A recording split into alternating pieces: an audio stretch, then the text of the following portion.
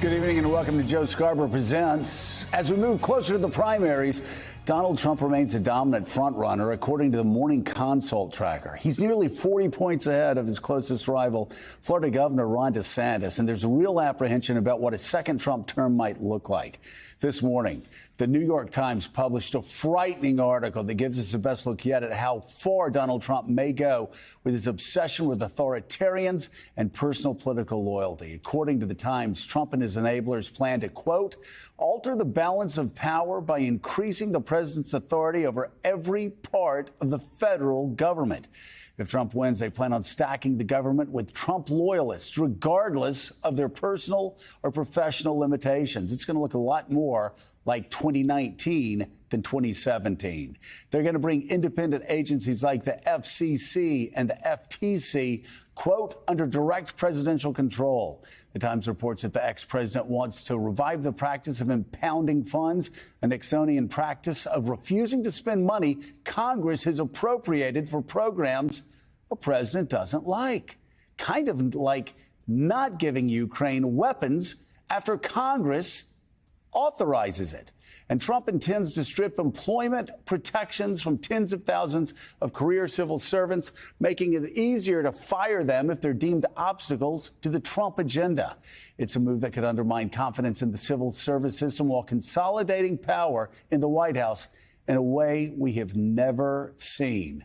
For more on this frightening development, we're joined by the host of Inside with Jen Psaki. Jen Psaki, Princeton University professor Eddie Glaude Jr., and special correspondent for Vanity Fair, Molly Jong-Fast. Eddie, let me start with you. There was a time when I was a Republican that we would say the government that governs least governs best. But what we have here is a convergence, isn't it? A time where actually authoritarians are coming together under the brand, under the Republican Party brand. Because even, Joe, when Republicans were saying government governs least governs best, right, they were still putting forward the argument for an imperial presidency. When we think about Nixon, when we think about the scope of executive power that informed not only Watergate isn't just simply about breaking into the opponent's headquarters. It's also about the scope of what the president can do. And what about Bush 41? Exactly. I mean, Bush 41's Bill Barr. Supposed to be a safe pick. He comes in and he believes in the imperial presidency. Trump believes in the imperial presidency. Suddenly it's okay for Donald Trump. He starts thinking to arrest Joe Biden 2 weeks before the election. Absolutely. And he orders Barr to do it. Unchecked presidential power, unchecked executive power. And that, I think, informs this interesting moment of convergence, as you rightly describe it, right? Because it's not just simply... Well, actually, you told me that before the show, but yes, please give me the credit. So it's not just simply about Trump as a bad actor, as someone who's not committed to the norms that govern our society, but it's also about corporate interests. It's about deregulation. It's about deconstructing the administrative state. So even folk who think he's a grifter, even folks who understand him to be a bad actor will support him, because here we have these But you options. talk about the convergence is not just Trump. And I want to talk about how this is also about money for Trump in a second. But first, let's talk about another Republican. You look at the top two Republicans right now, the two Republican leaders.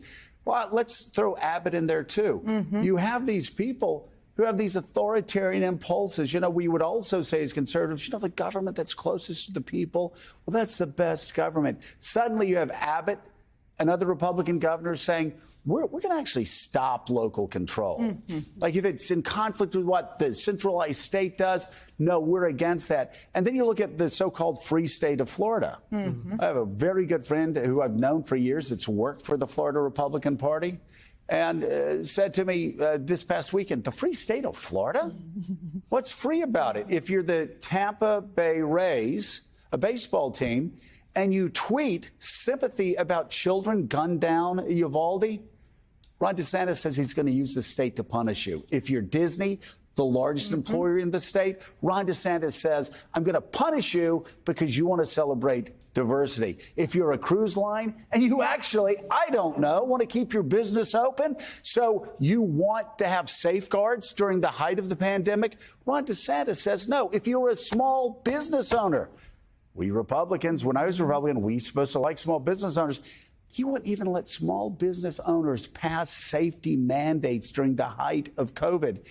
If it went, I mean, this guy is a top-down, centralized state authoritarian. It's what Trump's talking about being. So, shock of all shocks, these Republicans, they're hypocrites. It's not the free state of Florida. It's not the free state of Trump. It's just the opposite. It's top-down, centralized government. Well, exactly. And also, Ron DeSantis has given an entire speech and talked openly on the trail about how he wants to go past Article 2 and expand presidential power beyond what has ever happened in the past. He was almost for that on the campaign trail before Trump was for it. But to your point that you started with, Republicans have historically been for smaller government, less role of government in people's lives. And it is the opposite right now. What we're talking about right now is centralizing power in a way that will allow them to have greater control over everybody's lives. And by the way, again, so for people that haven't followed it closely in the past, I mean, when I got to Congress, we all said, let's take as much money, power, and authority down to the local level as possible. That was an obsession. It's just the opposite now. Anne Applebaum, with her book about the death of democracy, the twilight of democracy, described this. This is happening in Hungary with Orban. And this is exactly what Donald Trump's talking about. Well